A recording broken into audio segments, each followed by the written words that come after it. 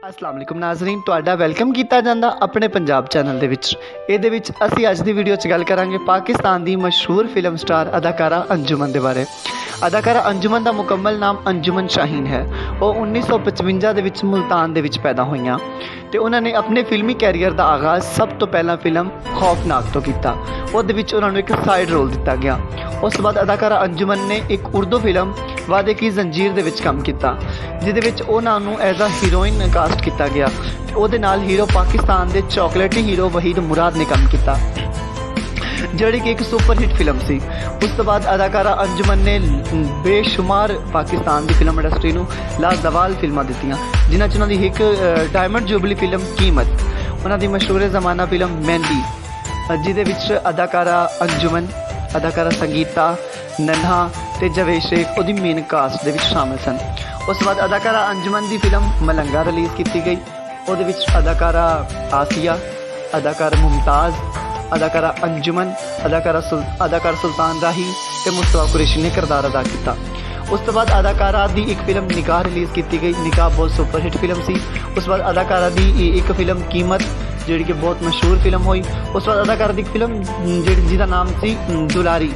दुलारी film का एक मशहूर ज़माना गीत जो कि मुसरत नज़ीर ने गाया, जिहदे बोल सी कि मेरा लौंग गवाचा, बहुत ही हिट फिल्म सी। उस तो बाद अदाकारा अंजुमन ने कई लाजवाल फिल्मों के काम किया। उन्हां दी फिल्मां दे विच उन्हां दी एक्शन फिल्म जट्टी दा वैर, मैडम रानी। अदाकारा अंजुमन ने पाकिस्तान की फिल्म इंडस्ट्री से बहुत राज किया। अदाकारा अंजुमन ते सुल्तान राही की जोड़ी में बहुत ज़्यादा पसंद किया गया। अदाकारा अंजुमन ते सुल्तान राही जदों और सुल्तान राही का कतल किया गया, तो उस टाइम कई सहाफ़ियों ने इस तरह लिखा कि अज अंजुमन बेवा हो गई। मतलब इन्हों का आपस में बहुत ज़्यादा रिलेशन सी। जिस तरह वो सिल्वर स्क्रीन के उपर इन्हों या सिनेमा स्क्रीन के उपर देखते सी, वो हकीकी लाइफ से भी इन्हों इकट्ठियां देखना चाहते सी, लेकिन उन्होंने रिश्ता प्यार मुहब्बत वाला रिश्ता सी। ते अदाकारा अंजुमन ने कई ऐसे गाने पर डांस किया जोड़े कि बहुत ही मशहूर ज़माना गाने सन। जिस तरह मैडम नूरजहां के कई ऐसे सॉन्ग उन्होंने उपर जोड़े बहुत पसंद किए गए, जिहदे विच मैडम का मशहूर ज़माना गीत जोड़ा सी मेरा लौंग गवाचा, ओरिजिनल मुसरत नज़ीर ने गाया, लेकिन जो कॉपी मैडम ने दोबारा गाया तो वह भी अंजुमन के उपर पिक्चराइज किया। अंजुमन का एक दिन वो गाना पिक्चराइज किया गया, जे मैं हुंदी ढोले ना सोने की तवी तवी, ओ सजना मौसम की पिया कहंदा है, सुवे नी चीरे वाली मैं कहनी हाँ। मतलब इन्हों का जुगनू फिल्म का गाना सी ते बहुत ही जबरदस्त इन्हों का गाना सी। सुहे नी चीरे वाली मैं कहनी हाँ, कर छतरी दी छावें छावें बहनी हाँ, मैडम नूरजहां की आवाज़।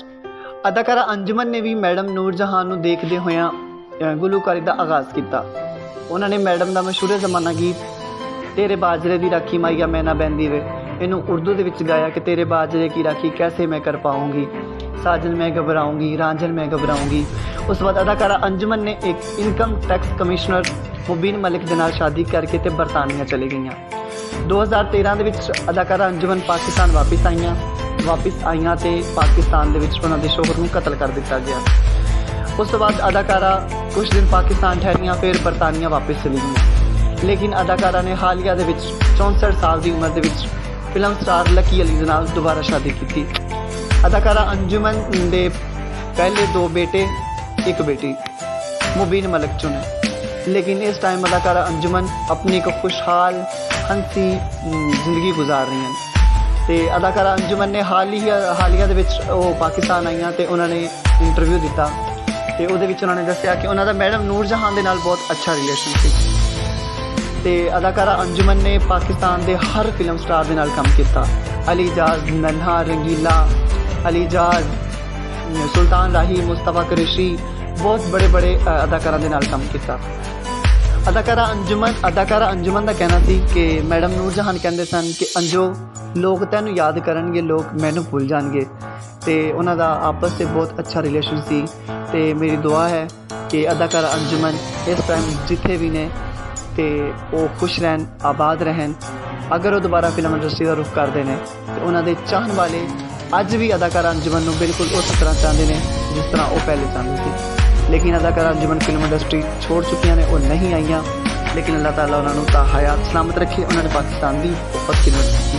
तो मेरे चैनल को लाइक करो, सबसक्राइब करो, शेयर करो, तो बैल आइकन दबा घंटी का निशान बजा दो। ओके जी, अल्लाह हाफिज़। अस्सलाम वालेकुम नाज़रीन, ਤੁਹਾਡਾ ਵੈਲਕਮ ਕੀਤਾ ਜਾਂਦਾ ਆਪਣੇ ਪੰਜਾਬ ਚੈਨਲ ਦੇ ਵਿੱਚ। ਇਹਦੇ ਵਿੱਚ ਅਸੀਂ ਅੱਜ ਦੀ ਵੀਡੀਓ 'ਚ ਗੱਲ ਕਰਾਂਗੇ ਪਾਕਿਸਤਾਨ